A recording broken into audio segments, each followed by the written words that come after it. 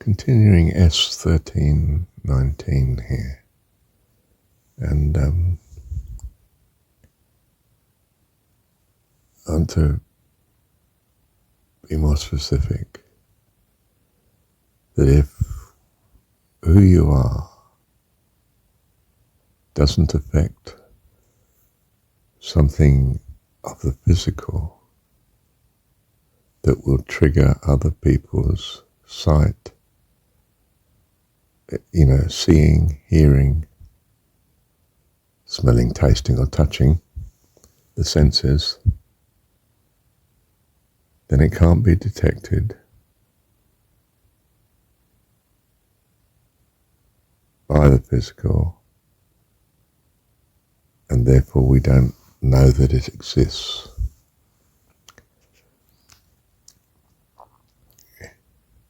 In other words, I only infer your existence from what the senses tell me.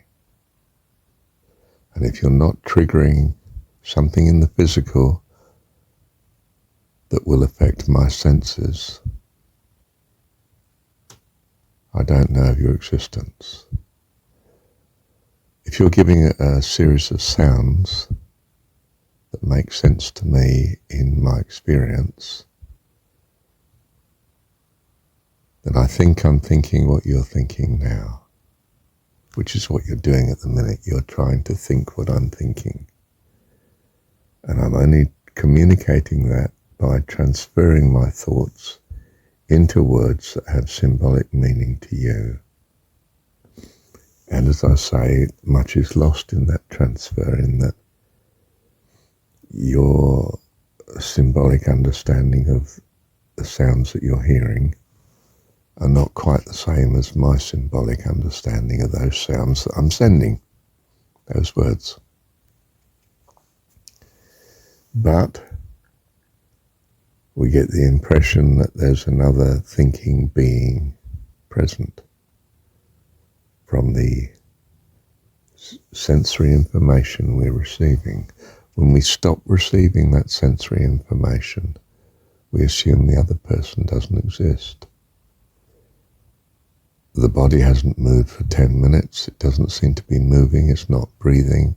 It's not speaking to us. It's not moving. Oh, I think he's dead. Oh no, he's asleep. He just wasn't breathing deeply enough for me to notice, but now I notice. And I say, oh, he's alive. Do you see, we are dependent on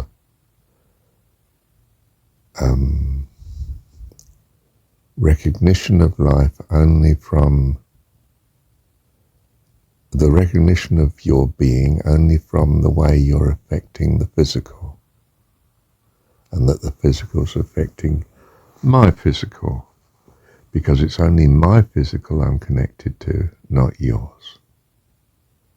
So I don't have a reality of your existence unless I'm seeing something in the physical of you that I identify as you. In other words, I associate it with this visual body that I'm looking at.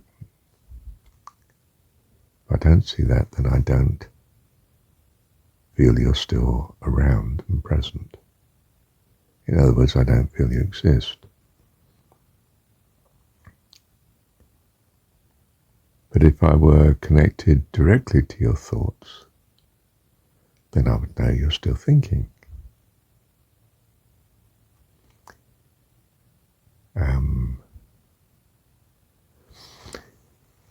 But thinking is a strange thing if you now think about thinking.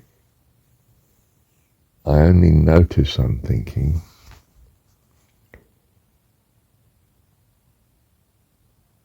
if I recognize the thoughts that are happening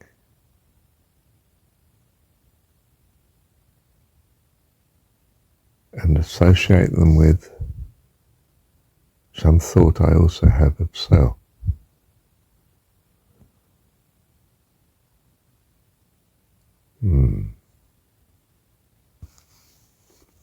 So if I close my eyes, and assuming I'm not in pain, in other words, I'm not particularly aware of the body.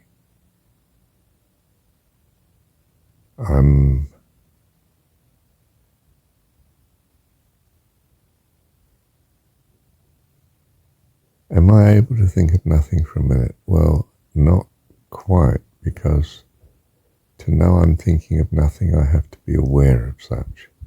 In other words, I have to be thinking. When I stop being aware of me,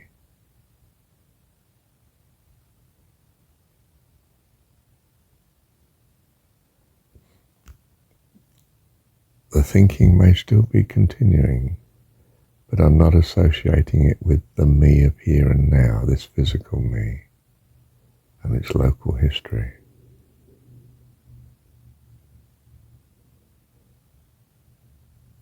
It's no longer tied to the body. I'm just back as part of the many thoughts that exist, but they're not identified as being specifically by me.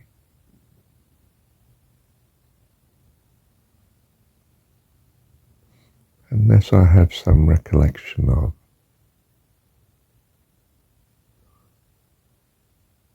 You see, I think we are a bundle of thought.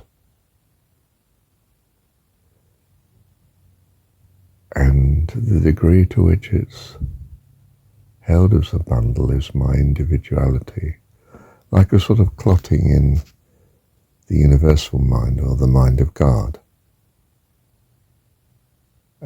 It's a sort of construct, like a theory in itself. And we change these theories somewhat when we enter into physical life experience. We wake up back in the body that exists, or we wake up in a new body that comes into complex history. And we experience more. We add to our thought body, which is a cumbersome way of saying what we've always said, our spirit. And our spirit or our soul, I think they're the same, are a thought entity, a combination of thoughts that hold together what we call a person. I've said persons are something to do with particular values, which are in a sense, well, they imply purposes. They imply inclinations and desires to be one thing, not something else. To value some types of thoughts and very definitely not value others, reject them in fact. So they are distinct clusters, persons are distinct clusters, bundles of thoughts that involve values and intentions, inclinations.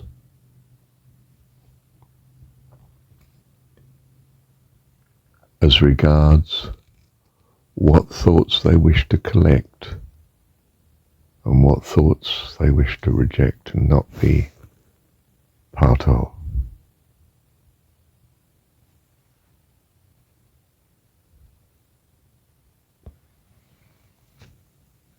In other words, we are what we're thinking, but I don't know what you're thinking unless it's communicated by the physical.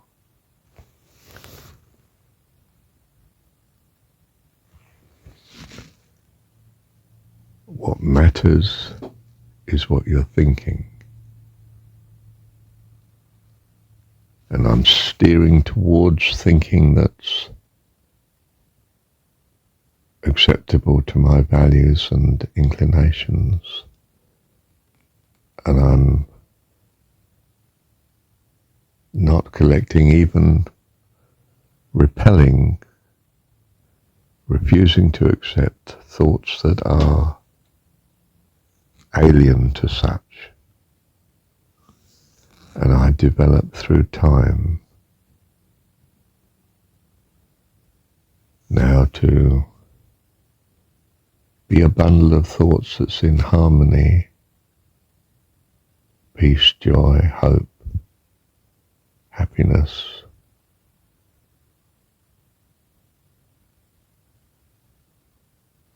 I seek the security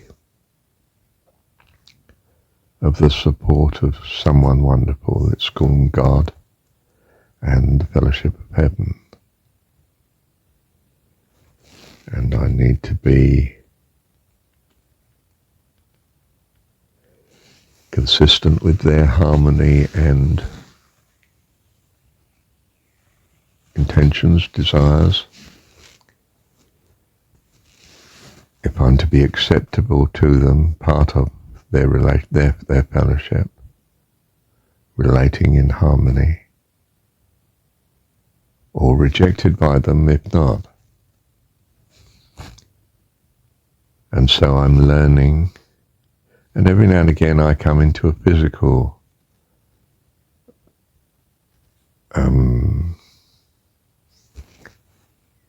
great restriction compared to the freedom of the thought world, where the physical imposes on me limitations of thoughts and experiences that I might want to reject but can't, and have to experience it. And this modifies my personhood, sometimes such that I adjust what my values and inclinations are, because I've experienced now something different which I might not have wanted to particularly experience, but it's changed who I am in the thought bundle, the personhood. And in a sense, I'm now a changed bundle, a changed person. And ideally, as I understand it, more in harmony with that which will bring this bundle, this personhood of me, life, joy, everlasting peace. Now, by life, I don't mean now life in the physical. I mean life in the freedom of the mental, the spiritual, that gives me greater or full access to a wonderful harmony of heaven, the host of heaven. I've gone through an experience in the physical that draws me nearer to acceptability, to consistency with such harmony.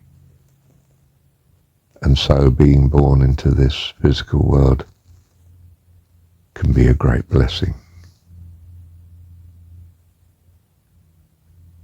And we have the religious type notions that perhaps we're helped by spirit beings that focus on this ministry of angelic ministry of helping.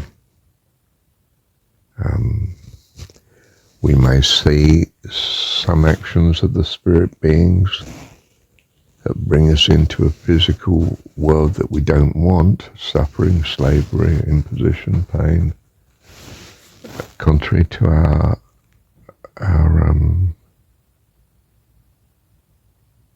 values and purposes. And we may identify such as satanic, evil, and we flee from them.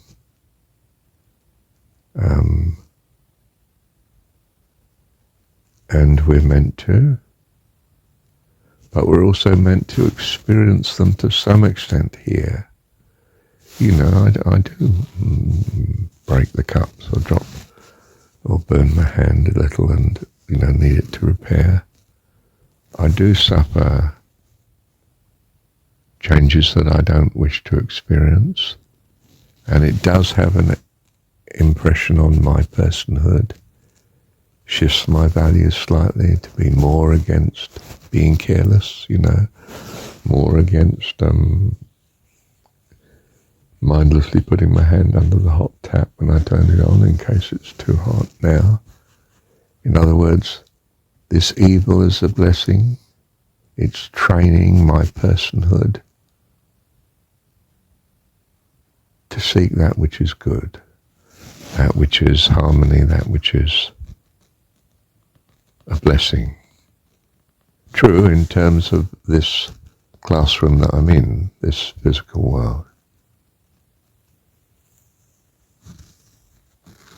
I was thinking on that previous, is it 1319, S1319, whichever the previous one is to this, I'll call this B and the other one A when I adjust it. And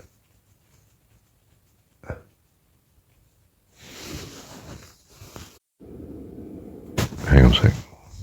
I was thinking that in some sense our apparent personhood's a bit like an iceberg. We see the bit above the water, but the bit that's under the sea is nonetheless the bulk of what the person is. And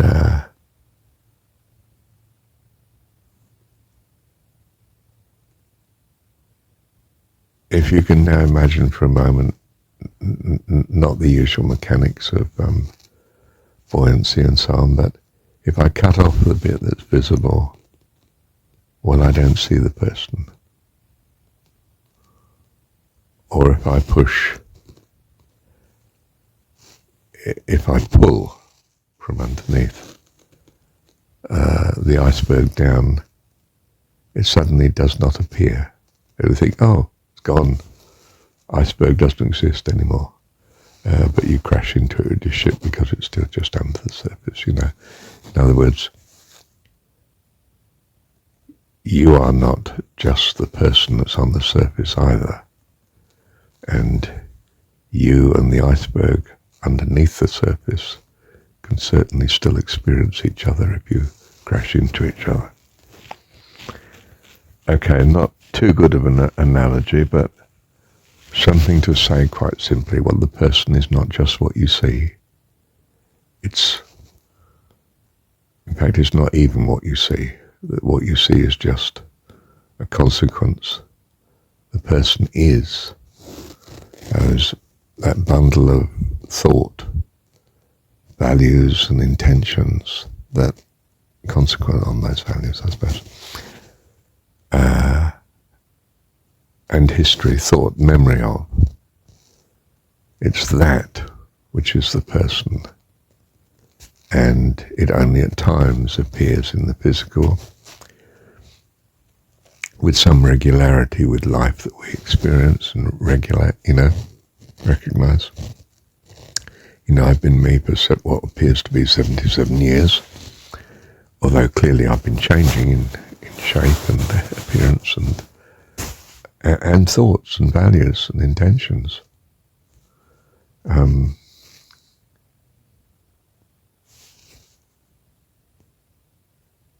I could stop having this physical continuity that you see, submerge, if you like, for a while, and then reappear as another shape and form. Instead of Marshall, I'm John so-and-so, John 17. No, another person, I'm born again, if you like. Or I'm not. I simply don't need to return into this visible above surface sphere.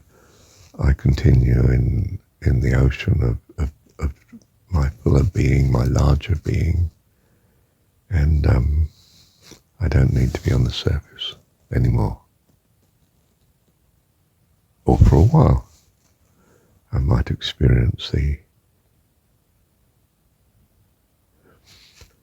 well, now if you can take an inversion of that, what I'm really saying is that our religions have seen it as we're in this physical world, which is a lower world, and when you wipe that out in death, you're still the bulk of yourself in the heavenly. And so what I'm saying is that your personhood is now only tiny bit manifesting in the physical realm. Nearly all of your vast personhood is in the heavenly realm, or if you like, and above in some sense, and that the heavenly realm is in fact embraces this classroom of the physical, but only uses that experience from time to time, like you only watch TV in the evening. And this evening you might be watching a particular film or the news, and tomorrow you'll be watching a different film and news. You are still the same person moving through time, but your body has changed slightly by tomorrow. You're using different molecules to some extent. Your inclinations have changed fractionally. Your values have changed fractionally. In fact, if I might complicate things for a minute, you might have just be associating with a different group of entities tomorrow evening to this, and therefore watching a different news, a different film, not just a rerun of today's film. It might be quite different tomorrow. You might not be watching this channel at all. You might be just reading a book and having a different sort of thought experience. My Father's house and many mansions. If it were not so, I would have told you. I go to prepare a place for you. Now that might be your next one, but we hope it's, well, by hope we mean we purpose the better and want it. And ideally the eternal and complete, perfect harmony with the greater order of such personhoods.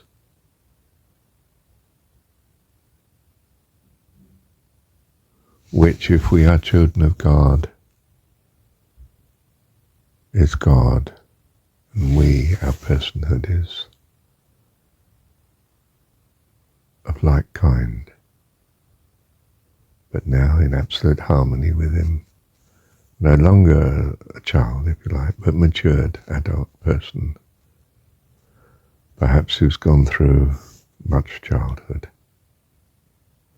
some of which is living here in the physical limitations of thought, but experience that's necessary in some way to mould our childhood into mature adulthood, that we be in harmony with the kingdom and part of, as an adult, the host of heaven.